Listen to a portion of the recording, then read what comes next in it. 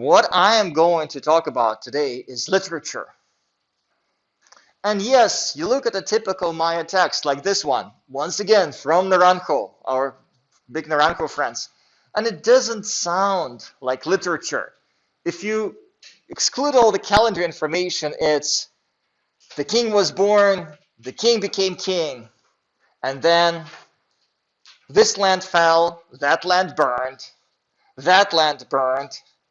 those of Tikal fell, it happened in Kantul, uh, yet another place burned, and then another place burned, and then the really important place burned for the second time, and then yet another place burned.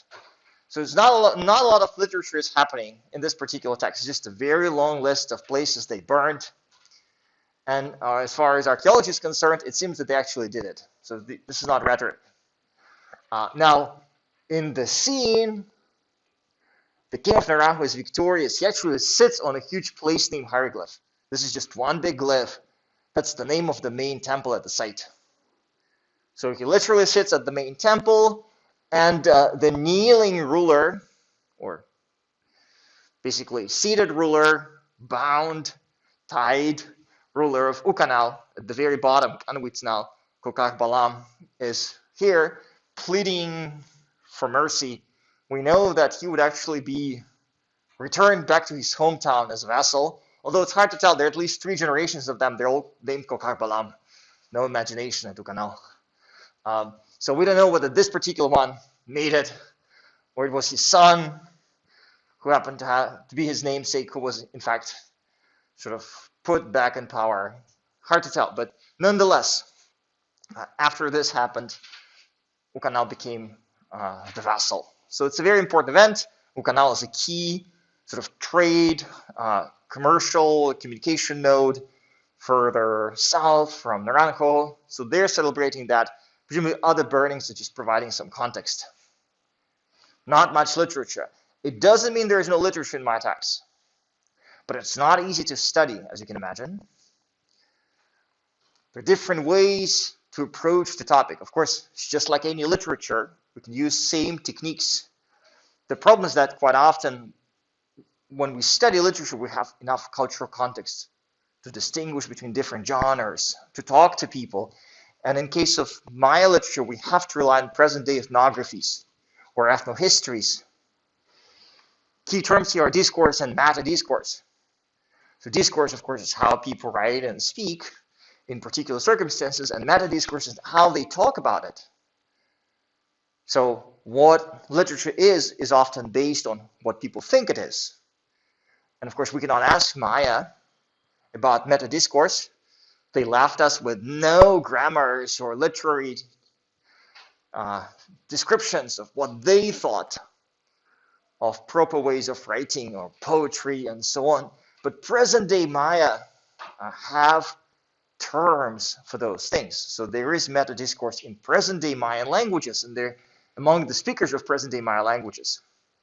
We have to rely on certain terms for comparative analysis. That's inevitable. Right, so we have to use certain Western terms, even though the realities on the ground are quite different, just so that we could actually discuss literature as a broader human phenomenon. The fact that we use poetry, poetic meaning, to communicate beyond sort of the literally, the direct meaning of the words. It's also important that there's always regional temporal variation. But because so many inscriptions that we have from the classic period are very short, it's hard for us to talk about time difference, the differences across multiple regions. We're just cherry picking key examples because that's the only thing we can do.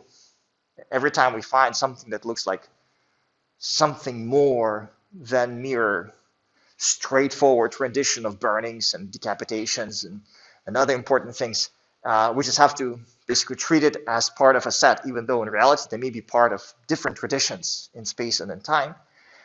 Like any literary tradition, there is social and cultural significance, which once again hard for us to see because we're mostly dealing with the same group of people, the 1%ers. And then Maya literature is part of a broader Mesoamerican tradition. Even though people in Mesoamerica spoke hundreds of languages, out of which at least 30 were Mayan at the time of the Spanish conquest. They were part of one tradition. Like they understood certain things about poetry that were shared across multiple languages, which is an amazing thing. Just like calendar was shared, just like many ideas about gods and human destiny were shared, so was the notion of poetry. So you look at Aztec poetry, and there are certain things in it which are similar to Maya poetry, and that's remarkable. So I know a little bit of Chorty, and my analogies are based on Chorty. Kerry Hall, whose paper I included in the course readings, is also a specialist in the Chorty language, and he worked with many Chorty Maya, and he highlights certain kinds of special language or poetic language among the present-day Chorty. A lot of it is ritual when you talk to the gods or evil spirits. There is very little modern poetry among the Chorty, which doesn't surprise me as much, because for the most part, we're dealing with deeply rural communities which don't have entrenched elites of any kind. So you can be a specialized poet in this context. And a lot of traditional poetry is religious in nature, so you cannot have secular poetry as such. And that's more like something urban elites do, or urban intellectuals. These are terms for meta-discourse that Chorty use. And of course, if you start chasing peasants and asking them, what about, significance of your poetry? Can you describe the difference between casual and poetic speech? Most people would say, like, I have no idea what you're talking about. Just don't bother me. I'm busy with my, cornfields. So Kerry Hall identified some ways in which people describe special language. So speak the angels, supernatural. Couplets, speaking in twos, is very important. Asian speech. It's interesting that even when Kerry Hall's informants couldn't provide meta-discourse information, you ask them to speak like the way angels speak, or to speak in twos, and they'll be able to do it. It's kind of interesting, right? So on the meta-discourse level, people don't necessarily understand what you're talking about. Once you ask them for examples, they'll be able to provide, which means the special language, the poetic language, is still alive in its cultural setting. And so these are some of the examples. I already mentioned it when we discussed ritual language and how Chorty Maya talk to the supernaturals. A lot of it is about curing and talking to gods, and rain making and fertility making, because that's obviously very important to people who depend on subsistence farming. A lot of it now is endangered because of the religious tension in many communities. Recent converts to Christianity are mostly to blame, but also things like environmental change and stress, and the fact that, say, droughts are more frequent in the Chorty area. That means the first person to go would be a local rainmaker, because that person would be to blame for any major drought. It's a very dangerous job. Every time a major drought happens, some heads roll, and the rainmakers are the first, of course, to be blamed and occasionally killed. When people say that it's fine to be priest because you can just make things up and then people will pay you, they often forget that being a ritual specialist comes with responsibilities. If you're curing people, some people will suspect you of witchcraft. If you're making rain, some people will suspect you of droughts. So it's a very dangerous job as far as consequences, failure or perceived failure. So when Chorty communicate with the special language, they use archaic words, couplets, and also Spanish loans. I mentioned that before. This notion of code switching is important. When you talk to the supernaturals, you basically talk to the other, and that the other is often a Spanish-speaking entity, partially Spanish-speaking entity. But some of the reasons for using foreign words are pragmatic. They essentially expand the vocabulary, allowing you to bring more synonyms, more parallelisms, and in a poetic language that values variety while using couplets, it's important. Now, couplets or parallelism is the chief poetic tool in Chorti. And there are different kinds of parallel structures that people employ or deploy. Sometimes it's identical, right? So, matuk a kate, matuk a kasi. We have no trees, we have no firewood. So just identical repetition. Or mishtuk a e padrino, mishtuk a e rogante. That's about absence of rainmakers. There are no more padrinos, there are no more petitioners. Here, of course, they use in Spanish words. Sometimes you can have an augmentation in which you have two parallel structures, but the second one expands the meaning of the first. So, there were his drums, they say. There, they say, were those drums of Kumishan Shecher's father. Yaturu utamboropche, yaituru utamborop, yahau tatai Kumishan Shecher. So that expansion creates additional poetic pull, right? Expands the structure. Grammatical structures can also be used as parallel couplets. So they were working the land, they were watering it. Kai patno berum, kai aimop.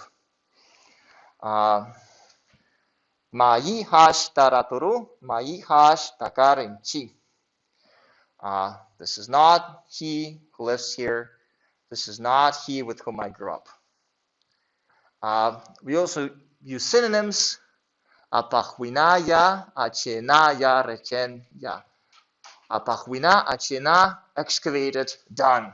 So synonymous significance here, making a hole in the ground.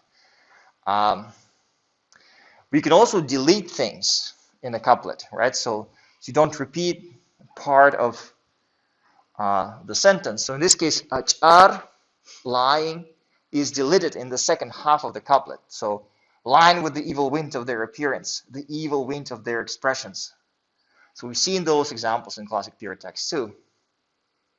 So here it's part of an incantation. So once again, incantations are more powerful if you use poetry to speak to the spirits. They listen to you then. A slightly more complex structure that Chorti poetry uses is chiasmus. It's when you use a kind of mirror structure to your phrase. So you start with A, B, C, D, a sequence of similar phrases, and then you repeat the sequence in the opposite order. So you go D, C, B, A. So here at the top, machi uwirop, and at the bottom you have machi uwirop. They did not see it. Right? And then in between, you have similar phrases. And of course, chiasmuses can be much longer. The idea is that you still have this kind of mirror image to the text, and you come back to the beginning of your narrative, but in the opposite order of actions. So that creates a powerful poetic effect. You re-emphasize what you started with. And here's a slightly longer version, right? So you have already know to gather themselves together when they should ask God. They find when to ask God. They gather themselves together. They know on what day God should send the rains.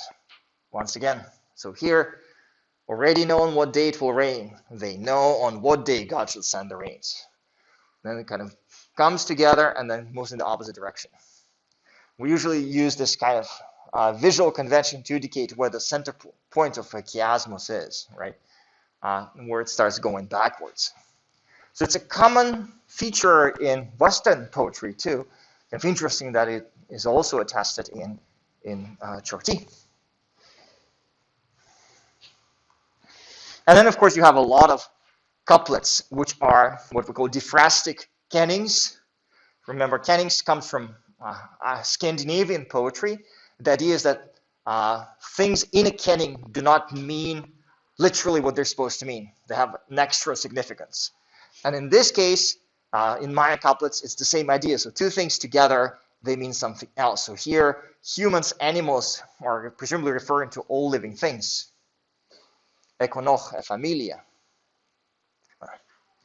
Or in this case, we are sinners in your face, in your mouth. Obviously, people are not sinning in the mouth of God or in the face of God. They're sinning before God, right? Before you, we are sinners.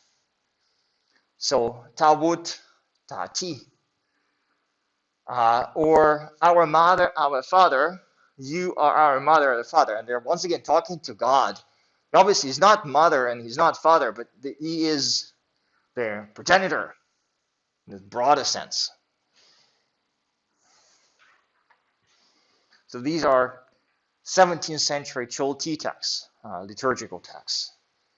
Now, when we move into classic period texts and classic period narratives, there is the same notion of code switching, right? Using special words. So when you talk about jaguars, the normal word is bahlam. The poetry word is hish, or ritual word is hish. Of course, there's no way to distinguish between the two. Like hish is the name of the day jaguar, and a lot of demons and supernatural creatures are hish rather than bahlam. There is no species of jaguar that is called hish. Same with monkeys. There are two words for monkeys, bat for howler monkey and mash for spider monkey. So these are actual monkeys. In my art, they don't really distinguish between them. They usually draw spider monkeys. I don't know why. So this is a spider-looking monkey, general spider monkey, visibly male, with bat here, suggesting that it's actually a howler monkey. So as far as monkeyness are concerned, I guess spider monkeys are monkeyer than howling monkeys, which totally makes sense. They're smarter, they have long limbs, they're funnier. Howling monkeys, they're sort of like forest cows, right? They just sit in the trees and yell at each other. So they're also supernatural monkeys. And the word probably is a loan from Sokian languages. Perhaps something that came with the calendar, with the day monkey. But it's not a distinct species of monkey. Some scholars tried to imagine that it was perhaps a third common species of monkey in that area that went extinct. There's no bioarchaeological data that confirms that. So most likely, it's just another special term. So when we see those twin monkeys, they almost always look like visibly supernatural creatures. Like this fellow here, he doesn't quite look like a monkey. He has exaggerated eyes, enormous dark ears. So the idea, once again, is it's poetry, but also poetry that allows you to communicate with the supernatural. So special, sacred language. Now, the opposite side of that, of course, imagine here, what we see is swearing.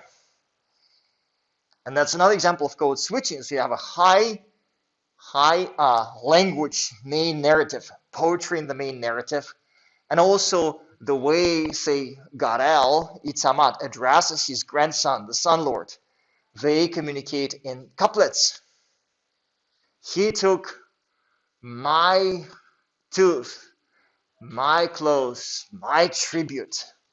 But the rabbit communicates in pure swearings. It breaks away from conventions of speech. And that also probably was funny. The fact that you don't expect to see pure swearings in this context. And to make it worse, they write those things exclusively in syllabic characters, once again confirming that this is something different. The rest of the text employs logograms. So there's also a visual code switching, as if they're saying, this is not proper sacred language, we're not using any sacred character for that. This is the rabbit is saying things. We just record what we heard. We don't know what he actually meant. So, code switching, but kind of in the opposite direction. But for the same effect, right? It's meant to be funny. And just like present-day Chortese sometimes use Spanish words to indicate otherness, some Maya texts use words and images, say, referring to Mexico, city of Teotihuacan, and perhaps the language of Teotihuacan, to indicate otherness of some gods. So in this case, the clue is visual, not verbal. The sign is still kan, my word for snake. But instead of drawing my typical snake here, they drew the Mexican fire-breathing dragon-like snake. So to indicate that this snake is not like any other snake. But here the clue is visual. In this case, the clue is verbal. It's the title of a foreign ruler, and they say Koska. Koska means nothing in Mayan languages. It means jewel in Nahuatl. We still don't know whether people at Teotihuacan actually spoke Nahuatl, but it is so far the only explanation of the sequence of syllables. In fact, if we look at that text kind of broader context, we have two panels there, and each one names a person with a foreign connection. And in the titles of that person, this section says Waina, and then Yahao, the vassal of Osewat Koskapetla, so sequence of non-Maya words. And in this case, they don't say the vassal, they use the term Iwin, that presumably is a synonym, but in that other language. And so in this case, it's like a parallel that we've seen in Cherokee text. You see a couplet, and at one point they say Katu Rum, Katu Tierra, right? Our Mother Earth, our Mother Tierra.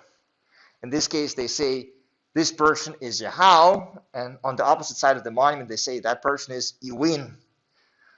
So it's also kind of poetry, but in this case, strategically deploying foreign words so that we understand that this is something else, that this is different, that these people have a connection. They speak to foreign gods, they know foreign lands. This is also code switching. It's not a foreign word. Chahuk is just a very, very ancient word.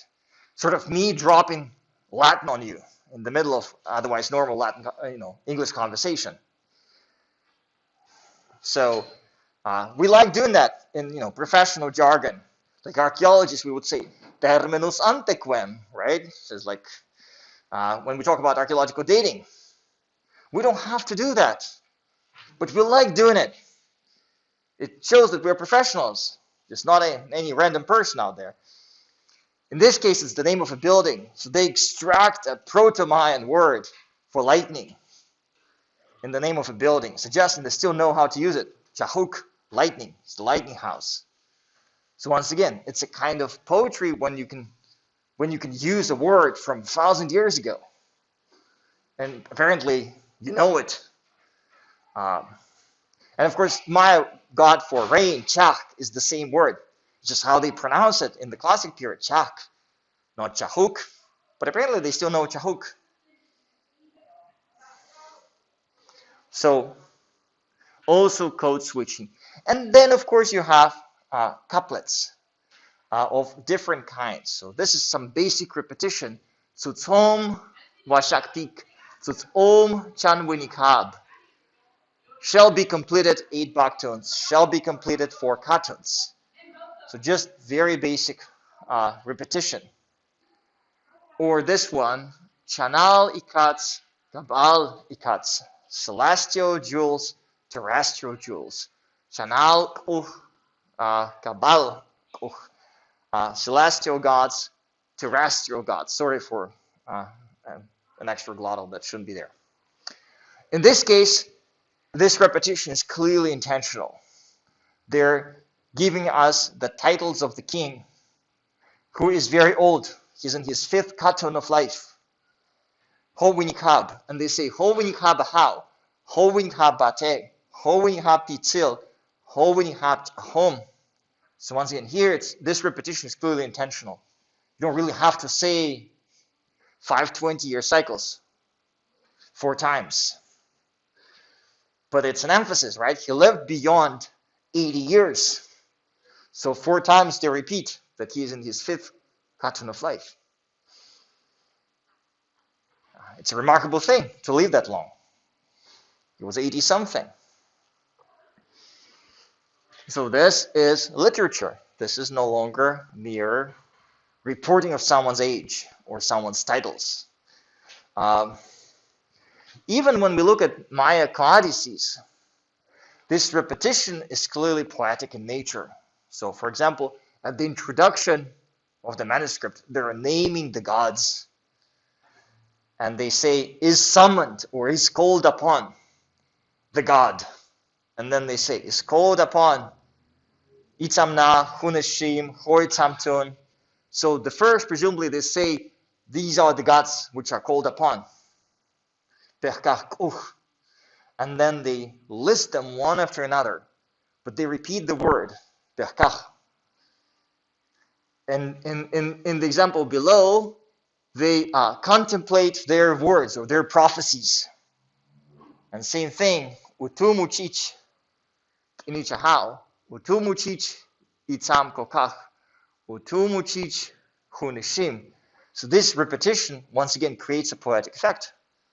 So these are not mere glosses to pictures.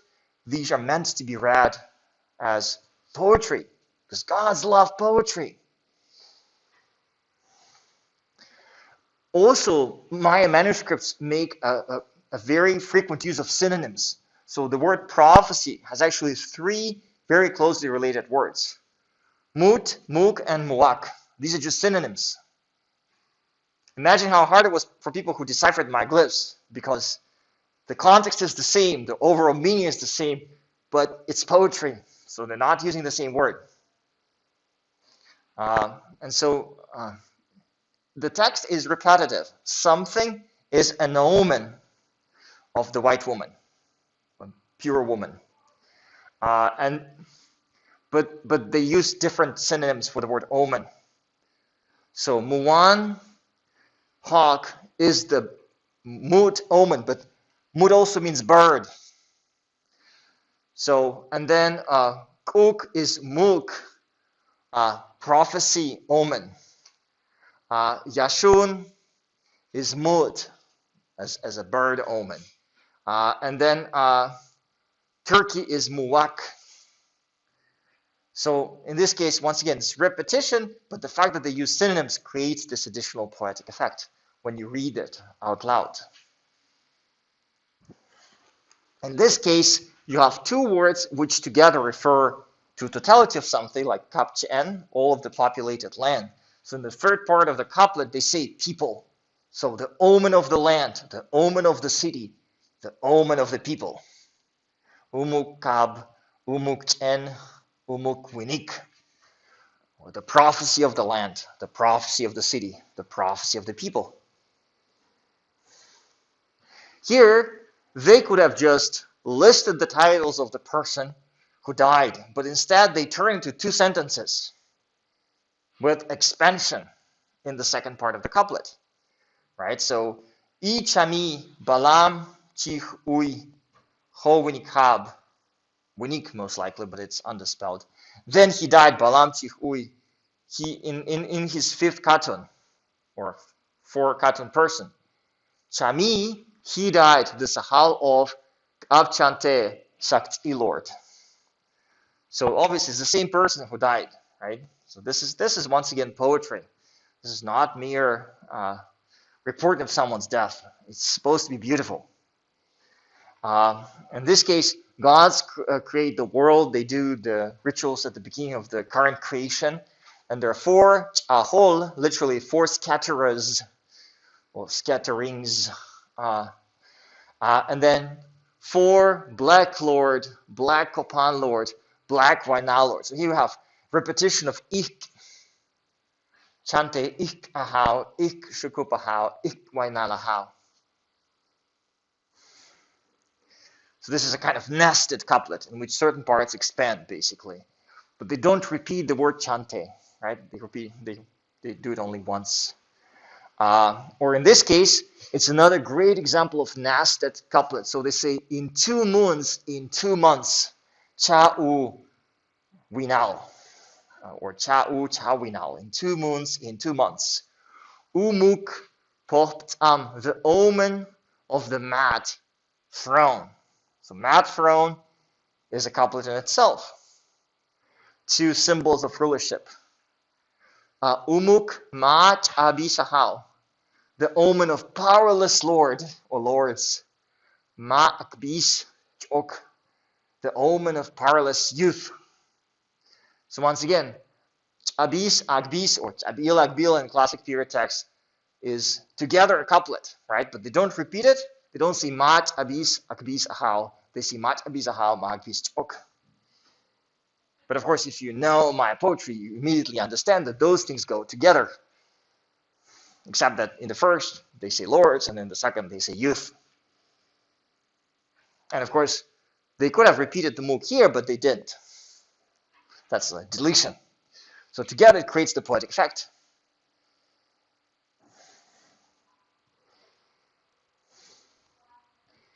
In this case, they repeat the name of the agent.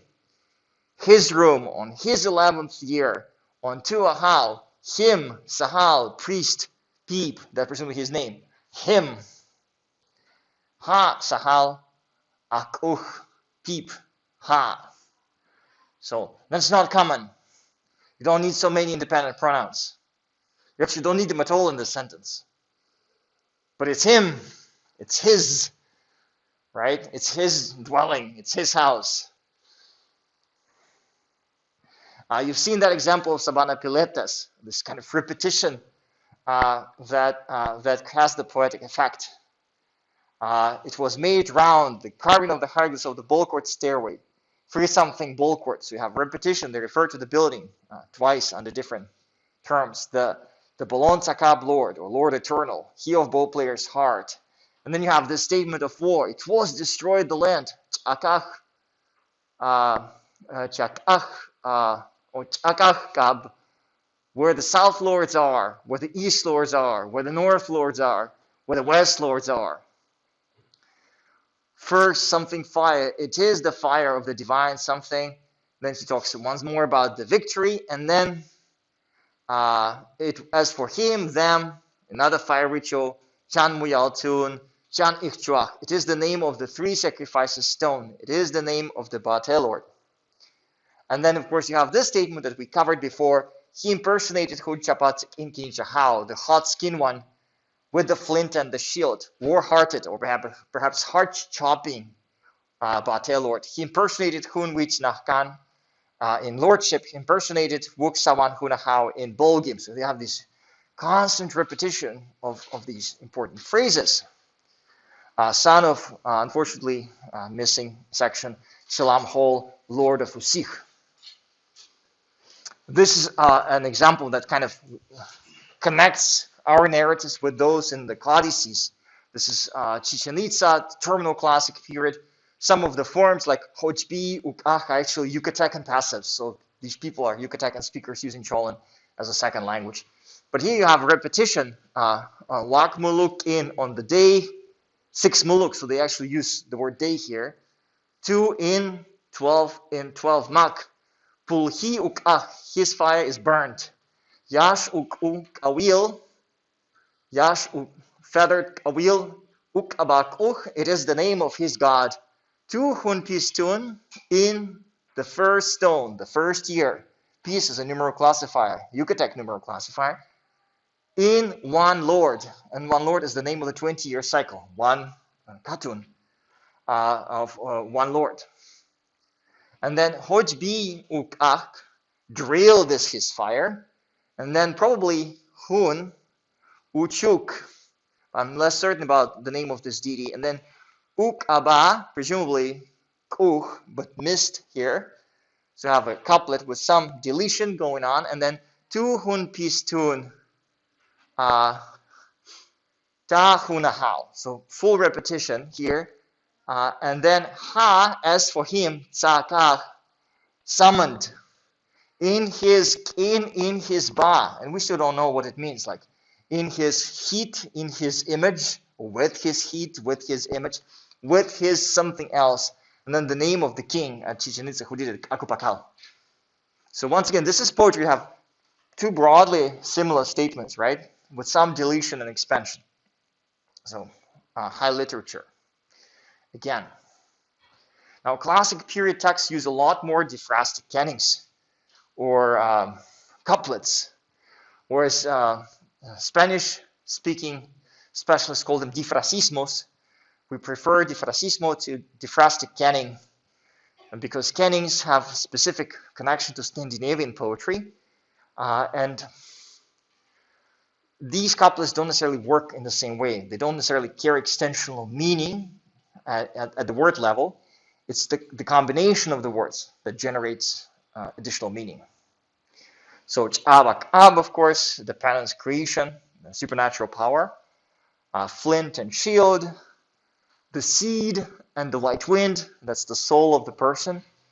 Hai, Ukib, fine clay vessel, drinking cup, Chichen, the land, the cave, literally the land and the city, Chanchen, the sky and the cave, the realm of the gods, Tseh, Ab, Noh, Ab, left hand, right hand, Kin Hab, literally day, year, but actually means just the time of something. The mat, the throne, both, and then Teba, Tokba, wood image, flint image. We still don't know what it actually means. It disappears in several texts. So here, for example, they say in 14th stone, in 8 ahau, 13 ahau, che tak in che tahab, thus on the day, thus in the year. Of course, what they're saying, like now, at this time, this is the date when they finished carving the vessel. So it's just a more poetic way of saying now, like today, on this day, in this year. Or the flint and shield, of course, we who talk pakal, eat flint and shield. In this case, the weapons. Obviously, shields they don't eat, but flints do, and weapons in general do, because they delve and carve into the flesh of the enemies. Of course, they're the weapons of those of Naranjo. Asal, that's one more of those Naranjo war statements. And we have visual kennings too. So these things are not couplets at the literary level, but visually you can appreciate them. They reflect poetry, what it means to be tzak, what it means to be complete. And they include obvious things like day, star, and moon, day and night, women and men, but also darkness and light, or leaves and tamales, which are obviously very culture specific, or green, blue, and yellow. And we know, of course, green, blue, and yellow, thanks to colonial texts, means glorious. Doesn't mean anything. It is not related to color directly.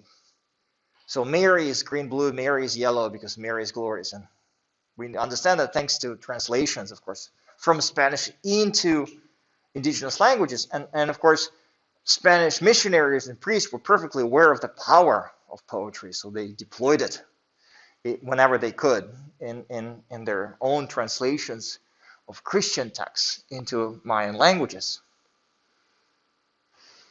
There are some finer, more complex techniques or literary techniques in Maya texts. One is inversion. Inversion is common in English poetry, of course. So here you have just the worst time of the year for a journey, and such a long journey, the ways deep and the weather sharp, the very dead of winter. So here, the ways deep and the weather sharp are switched. Instead of saying deep ways and sharp weather, that creates the sense of impediment, the difficulty, or when the teeth of death, sharp, wild, same thing. Sharp, wild are in their own place. So that's inversion. So those adjectives shouldn't be here, but they're not. But we can understand, despite the fact that English is an analytical language, it's very hard to understand a word out of its place in the sentence.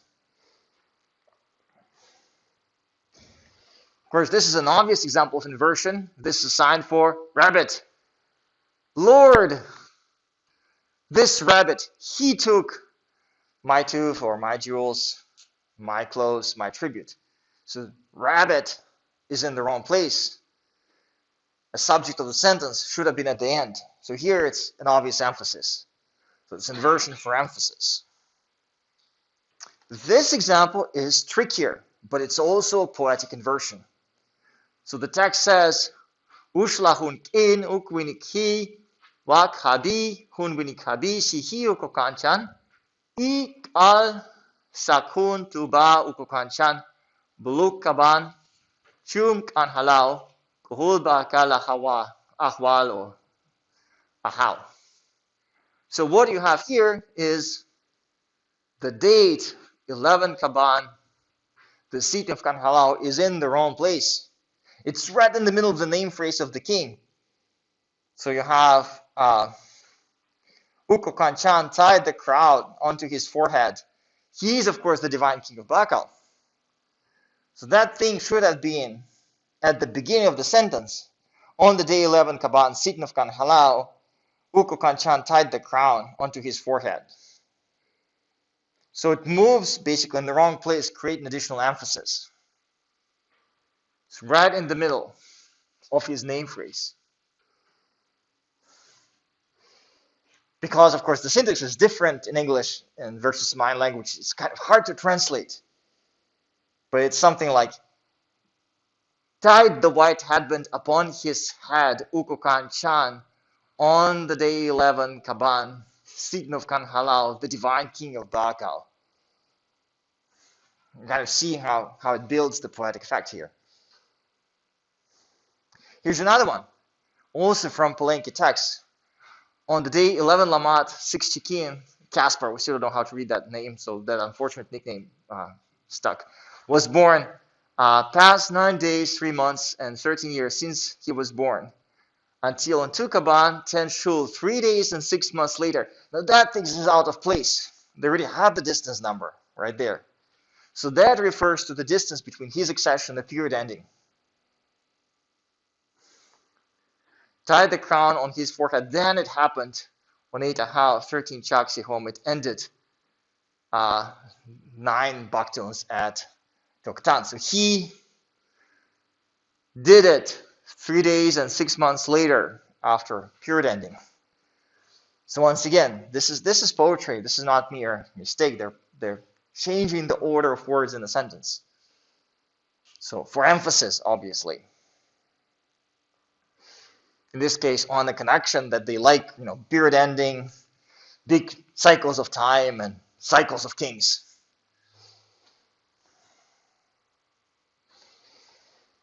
This is less obvious, perhaps. On the day 13 Ahau, 18 Hulol, Chumtun, stone seating, or the seating of the stone, Uhuk Lahun Winikap, his 17 Katuns, there was drought, there was hunger in his 13th year. So his 13th year belongs to 17 Katuns. So obviously, ideally, you would want 17 Katuns to be after 13th year. So wrong place. But it creates the narrative, right? As we would say, there came that person. John was his name. Right? So there came a person named John. So his 13 years out of place. But creates the right effect. Chiasmuses are also present.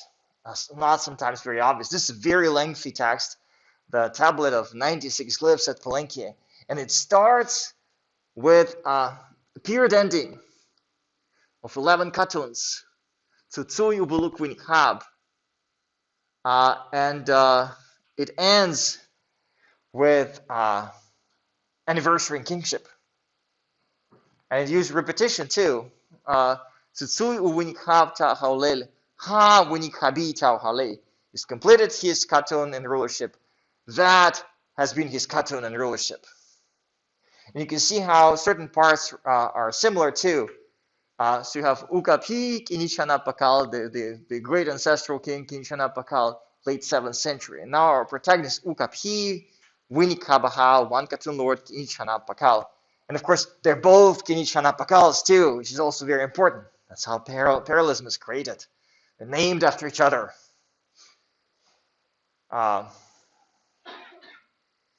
So in this structure, right, you have this build-up of repetition. And of course, certain titles like Winikabahal. So the great king of Kinchanapakal dedicates the building, and this Kinchanapakal dedicates the building. And it makes sense. They dedicate the same building. They have the same title. They complete cartoons.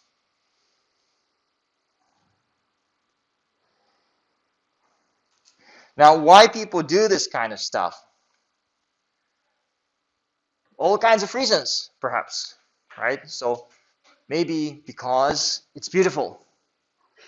So the same idea that Chorty would say today, well, the angels speak that way. If you want to speak to the gods, you want to basically communicate in their language. But of course, that ritual function is closely connected to the notion of authority. You have to know how to speak to the gods.